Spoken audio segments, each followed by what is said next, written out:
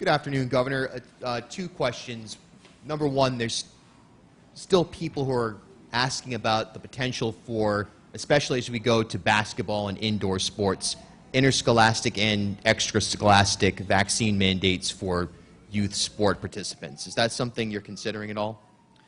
I'm not. If the schools or the interscholastic league, is interested in doing that. But I think that we've shown great success by getting teachers vaccinated and kids vaccinated without a mandate. We should keep on doing that.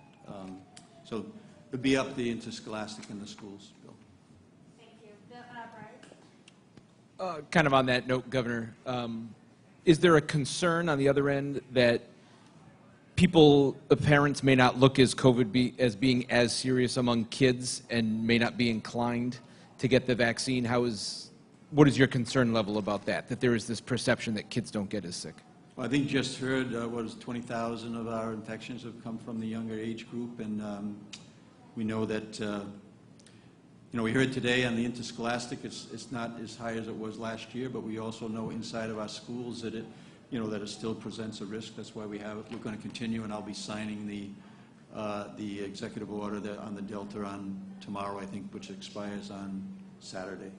I know you just answered Bill's question about mandating the vaccine, and I've asked you before. As Dr. Alexander Scott just said, the vaccination rate amongst healthcare workers is now over 95%, crediting the mandate to that. Kids are already required to get vaccinations to go to schools, a variety of vaccinations. Why not just mandate it and boost those rates if that's what you want? I think in the healthcare, for me, when I was asked by the hospitals and asked by the nursing home operators to back that, there was good reason to do that, because a great deal of our infections, a great deal of the funerals that we went on COVID-related came from an age group that's serviced in that area. But we didn't have a mandate for the teachers. We're well over 90% of our teachers and working staff right now. We're approaching 90%. I think many eyes rolled when I said we would get to 90% of the adult population with one shot, and then we're headed towards 2 shots right now. So we know that Rhode Islanders are responding in a real responsible way to get vaccinated. We expect the same thing to happen with the 5 to 11s as well as the high school and middle school students. At what point then do you expect school rules around the pandemic to end, mask wearing, all the rules that are currently in place? Wouldn't a mandate speed up that process? I would expect that as we follow the hospitalization rates and also the death rates, that is a reflection of where we are right now, and we'll keep an eye on where we are 30 days from now when we make a decision whether I re-sign the Delta variant emergency order. Steve? Thank you. Dr. Lang, did I hear you correctly that there were 20,000 cases among children in that age group, 5 to 11, who have been infected since March of last year? And how concerning is it that you're going to have this gap among children younger than 5? Obviously, they're not out circulating as much as the other children who are in school and so forth, but is that going to cause a concern as far as spread of the virus? Thank you. And do you have any cases of younger children? Thank you for clarifying the question. The number 20,000 comes from an American Academy of Pediatrics state-by-state database, and it applies to all children infection of all ages from 0 to 18, not just the 5 to 11-year-olds. In terms of in Rhode Island, it's a state-by-state database. It's on the American Academy of Pediatrics website. That is correct. To the second part of your question, have pediatricians and family physicians seen children infected with COVID in this state? Absolutely. Have we seen children less than the age of 5 infected and hospitalized? Absolutely. I give huge credit to our daycare providers and homes for doing a great job allowing children to go back to daycare settings in a safe and effective way, which has been an incredible piece of our families being able to go back to work when there is quality childcare and safe childcare. I see another question. Well, given that there are 80,000 children in this age group that are about to become eligible to be vaccinated, how vital is it that they get vaccinated to prevent any flare-up or recurrence of the virus? I think there is so much that is known about the COVID-19 infection, and there's so much that is unknown. What is known is that this infection can be a mild infection in some people and can be a serious or life-threatening infection in other people, and this is true across all ages. The studies about long hauler syndrome are true across all ages. Could this be a virus in the long term that's like polio, and people have a lifelong disability from having been infected with COVID? There are studies coming out in the last week talking about the brain effectiveness of this virus. Are we going to have an epidemic of Alzheimer's or multiple sclerosis or Parkinson's disease? No one in this state, with the availability of vaccine that we have right now, should want to put themselves at risk of having potential long hauler symptoms like this, or a diagnosis later on from an illness that can be prevented with a vaccine. We have a very healthy lifestyle right now from all the pediatric vaccines that we have. Many of us are too young to know about houses being closed in measles epidemics or pools being closed in polio epidemics, and we would like to do the same thing to COVID-19. We would love to put this in the rearview mirror, and right now, in addition to all the mitigation measures we're using, vaccination is our best and safest way to do that. Also for Dr. Lang. Without getting into gory detail, try to move over here.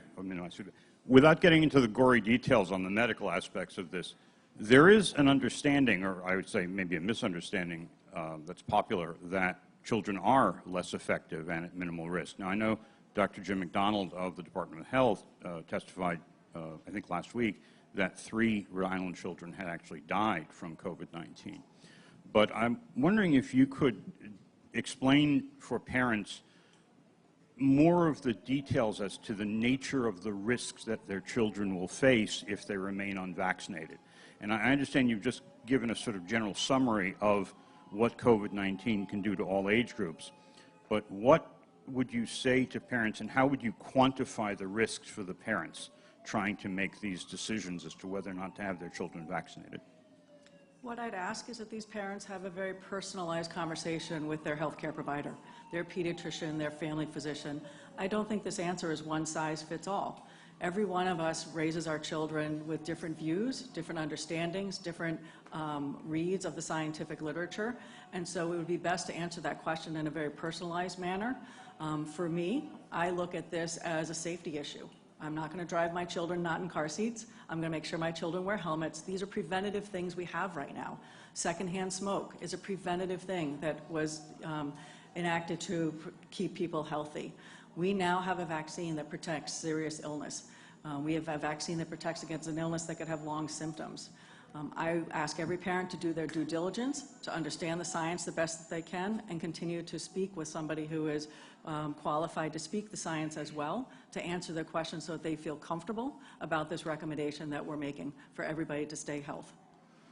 And finally, do you feel that any of the claims of comparative risk in terms of being unvaccinated versus being vaccinated, how would you analyze that? And what would you say to parents who say, well, I think there are risks to anything. There are risks to vaccinating, there are risks to not vaccinating. What should I do, and how do I compare that risk? Sure. So I'll go back to my example of bike helmets and car seats. If I choose not to protect my child with a bike helmet or a car seat and there is an awful event, that affects my child. Using the secondhand smoke analogy, that is now a community risk. So yes, it is a personal decision to decide how to raise your children, but when we're talking about a global pandemic, the decisions we each make affect other people. I have children in my practice who are cancer survivors. I have children in my practice who have allergies and are medically unable to receive this vaccine. So when a family chooses their own way and not get their child vaccinated, the repercussions to the grandparents who's a cancer survivor, fill in the blank. We all need to work on this collectively together, and look what we've done the last 20 months. Because we've worn masks, because we've social distanced, we've done an amazing job. We've earned all the statistics that the governor proudly shared with us. That's because we've all worked well together. So now we have the opportunity for the children 5 to 11 and 12 to 18 to receive this vaccine and to join in that collective effort. So I ask each family to work with their healthcare provider, answer their questions in a thoughtful, scientific way, and let's see if we have everybody feel comfortable with this scientific recommendation to be vaccinated. It's how we protect each other. Hi, Dr. Lang, this is for you. I think you said, or Dr. Alexander Scott said, that about 81 pediatricians and family medicine practitioner or practices out of 135 are either prepared to administer the vaccine or are going to. That's about 60%. Why has it taken so long to get pediatricians and doctors in general on board to providing the vaccine? Can you talk a little bit about some of the hurdles? Are these ideological hurdles? Are they logistical hurdles? What's going on here, since we know that is often the most effective way to help people who are reluctant to get vaccinated?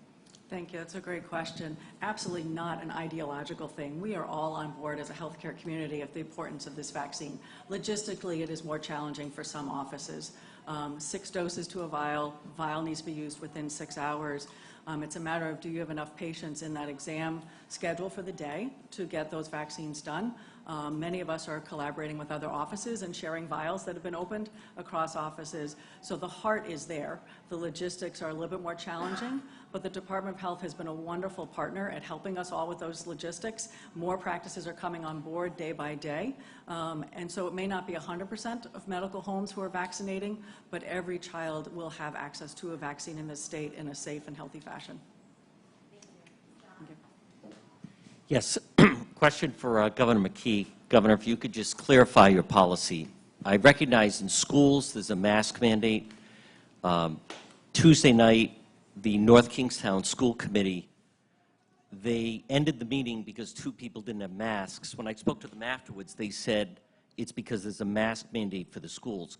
Could you just clarify, is that for a school building or when school is in session and children are in the school?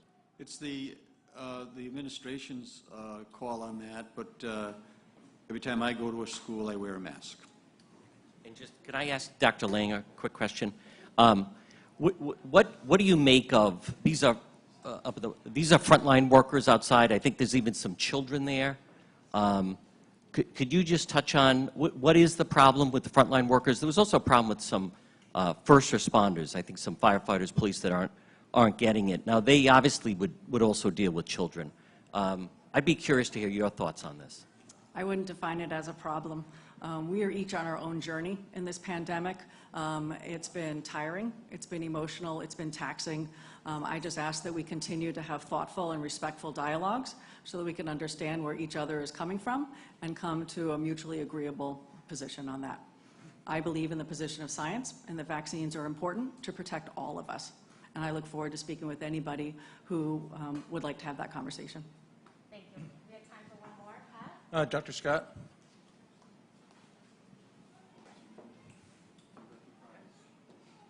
With all the controversy surrounding civil liberties, what is your definition or what is your ideal in terms of the role of government and the medical lives of individuals? And I'm wondering if you could elaborate, are there certain situations where you would not support government mandates or intrusions into individuals' lives? The doctor spoke eloquently about the personal nature of this conversation. What boundaries do you have? Yeah, what Dr. Ling also shared is the impact on a community.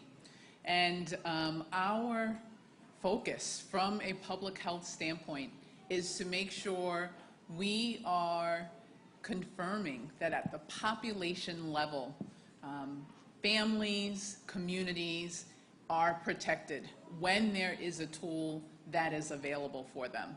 We agree with, as Dr. Lang expressed, making sure that you are informed and understand the science and have a reliable expert to go to ask questions and to speak to.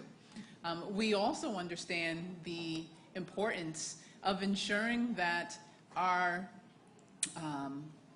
environment is set up such that the path to take is one towards ensuring safety at a population level. And so that's why we approach with policies such as wearing seat belts, the importance of helmets at a population level, the importance of reducing secondhand smoke, as has been mentioned, as well as the importance of vaccinations and what that does for society to help ensure we have a healthy society that's able to maintain a robust economy.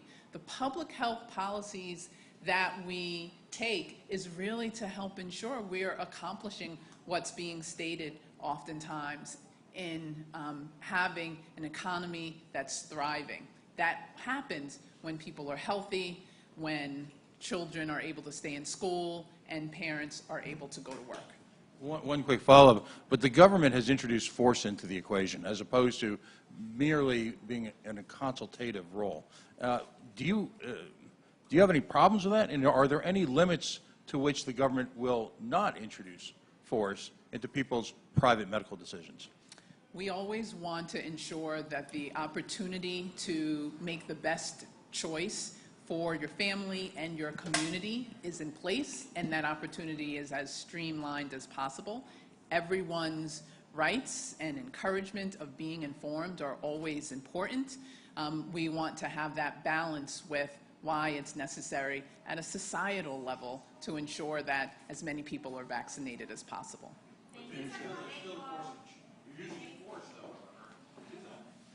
Oh, everybody stay there for 1 second. I want to give a little proclamation to the Providence Children's Museum. Come on up, Carolyn. Thank you and appreciation for your partnership with the state of Rhode Island in supporting pandemic response efforts from testing to child vaccination promotion. The museum is a community and state asset. We want to recognize that, and thank you so much for having us. Thank you very much. Yes. Thank you. Thank you.